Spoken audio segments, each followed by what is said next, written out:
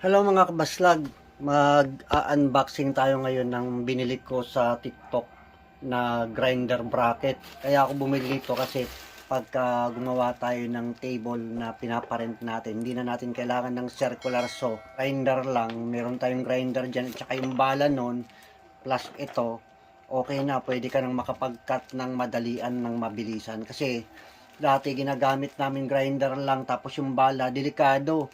Ngayon, dumating na yung in-order ko sa TikTok. 120 pesos kasama na yung delivery fee.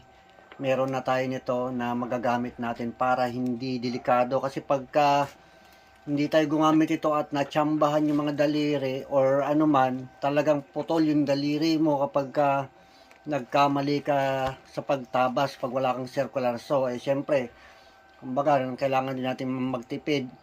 Kaya bakit pa ako bibili ng circular saw kung sa grinder naman pwede nang gamitin. Basta importante lang yung safety sa paggamit ng mga delikadong bagay.